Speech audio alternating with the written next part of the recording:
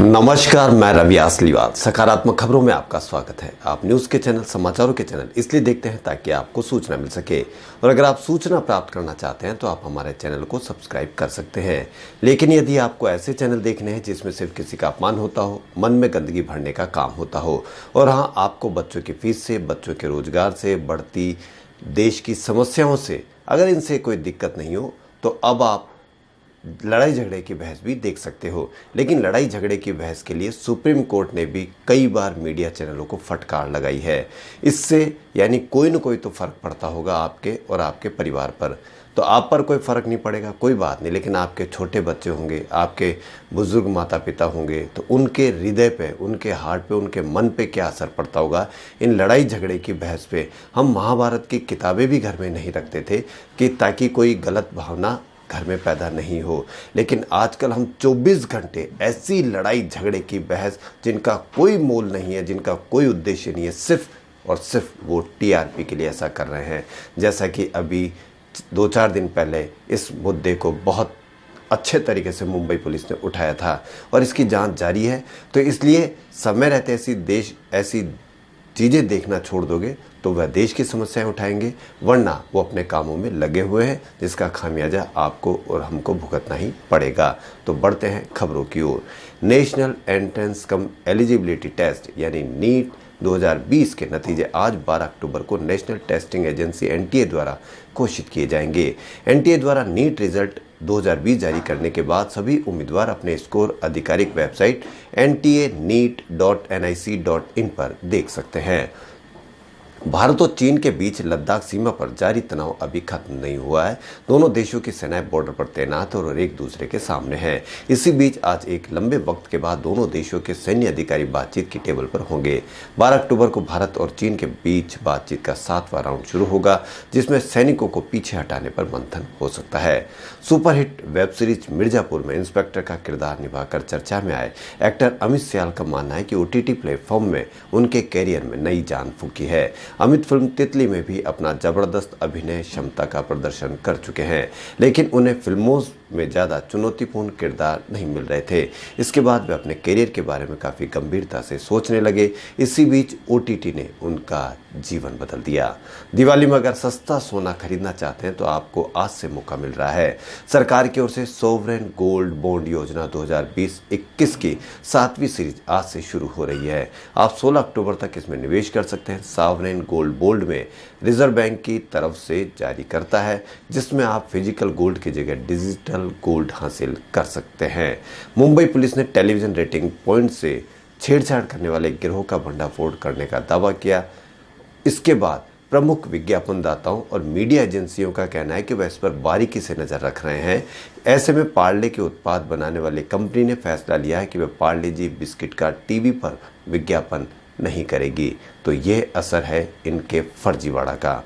देश की 8 समुद्री बीच स्वच्छता का सर्वोच्च मानक कहे जाने वाले प्रतिष्ठित ब्लू फ्लैग सर्टिफिकेशन के मानकों पर खरे उतरे हैं।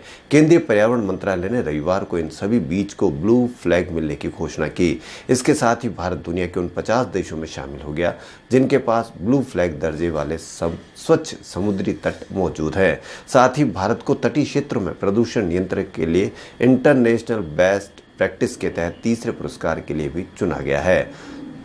भारत के कई राज्यों में सिनेमाघरों को अनुमति भले ही मिल गई, लेकिन कुछ राज्य अभी भी मल्टीप्लेक्स के मालिक सरकार की अनुमति के इंतजार में खड़े हैं। हालांकि केंद्र ने सिनेमाघरों को फिर से खोलने के संबंध में पहले ही दिशा निर्देश जारी कर दिए हैं। वहीं प्रधानमंत्री नरेंद्र मोदी ने रविवार को स्वामित्व योजना के संपत्ति कार्ड वितरण की शुरुआत की। इस योजना के तहत बस एक एसएमएस से ग्रामीण अपना संपत्ति कार्ड डाउनलोड कर सकेंगे। इसके बाद संबंधित राज्य सरकारों द्वारा संपत्ति कार्ड की हार्ड कॉपी भी बांटी जाएगी। 24 अप्रैल 2020 को राष्ट्रीय पंचायत दिवस के मौके पर लॉन्च की गई इस योजना के तहत ड्रोन से गांव वालों की जमीनों का सीमांकन होगा। इसके बाद डिजिटल नक्शा तैयार किया जाएगा और फिर उसी हिसाब से संपत्ति कार्ड बनाए जाएंगे।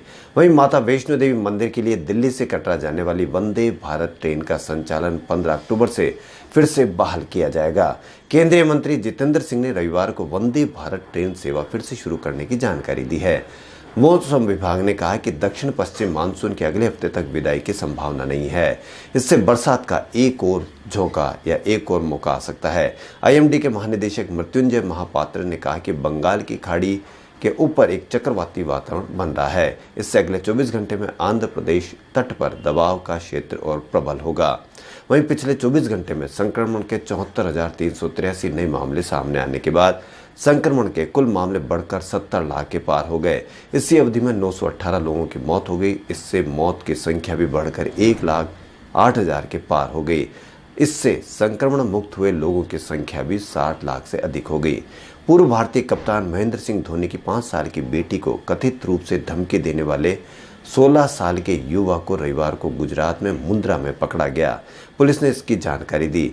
कच्छ पुलिस अधीक्षक सौरभ सिंह ने कहा कि 12वीं कक्षा के छात्र को धोनी की पत्नी साक्षी धोनी के इंस्टाग्राम पर कुछ दिन पहले पोस्ट किए गए भद्दी धमकी के मैसेज के संबंध में पूछताछ के लिए हिरासत में लिया गया है। यह हमारी मानसिकता का विकृत चेहरा कि हम किसी को भी छोड़ना ही नहीं चाहते। अभी भी वक्त है कि हम इस सोशल मीडिया या टीवी मीडिया इनको कंट्रोल कर रहे हैं, वरना वो व्यक्ति कुछ भी कर सकेंगे। इसके लिए आप और हम ही जिम्मेदार हैं। वहीं मास्क की वैक्सीन है, इस विचार को भारतीय पूरी शिद्दत के साथ अपना रहे हैं। 90% लोगों ने कहा कि सरकारों को मास्क का इस्तेमाल अनिवार्य करना चाहिए और इससे नहीं मानने वाले लोगों पर भारी जुर्माना लगाना चाहिए। राजधानी जयपुर में कोरोना मरीजों का आंकड़ा लगातार कम होता जा रहा है। रिकवर होने वाले मरीजों की संख्या भी तेजी से बढ़ रही है। इसी कारण एक्टिव मरीजों की संख्या 9,000 से नीचे हो गई। रविवार को 389 नए मरीज मिले। वहीं 548 मरीज एक दिन में ठीक भी हुए। जीएसटी काउंसिल की बैठक सोमवार को होगी, यानी आज होगी। इसमें तीसरी बार क्षतिपूर्ति के मुद्दे पर चर्चा की जाएगी। स्पेन के टेनिस खिलाड़ी राफेल नडाल ने रविवार को फ्रेंच ओपन में इतिहास रच दिया। फाइनल में लाल बजरी के बादशाह ने दुनिया के नंबर 1 खिलाड़ी नोवाक जोकोविच को हरा दिया। यह नडाल का 20वां ग्रैंड स्लैम खिताब है। राजस्थान में सितंबर और अक्टूबर में मरीजों की बढ़ने की गति धीमी हुई।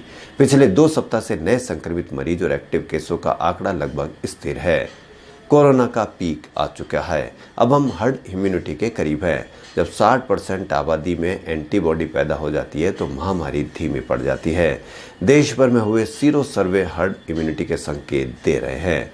वहीं कोरोना पाबंदियों के चलते 7 महीने से बंद कामाख्या मंदिर रविवार को खुल गया। फिलहाल सिर्फ परिक्रमा की अनुमति दी गई है। वहीं दस्तावेजों के साथ छेड़छाड़ करने वालों को national board of examination NDA को भारी पड़ा। उनको वेबसाइट हैक कर उन्होंने दस्तावेजों से छेड़छाड़ करने वाले ऐसे 10 डॉक्टर प्रैक्टिस अब नहीं कर पाएंगे। राजस्थान में जल्द ही स्कूल खुल जाएगा और सेशन 4 महीने लेट हो गया है। इसी परिस्थिति को देखते हुए राजस्थान माध्यमिक शिक्षा बोर्ड भी बचे हुए समय के लिए सिलेबस को 40% कम करने की तैयारी कर चुका है। बोर्ड अब जल्द ही परीक्षाओं के आवेदन भी भरवाने की प्रक्रिया शुरू करेगा। राजस्थान रॉयल्स 4 मैच हारने के बाद आखिरकार उनको जीत मिली। राजस्थान ने सनराइजर्स हैदराबाद को 5 विकेट से हराया। ये राजस्थान की सीजन की तीसरी जीत है।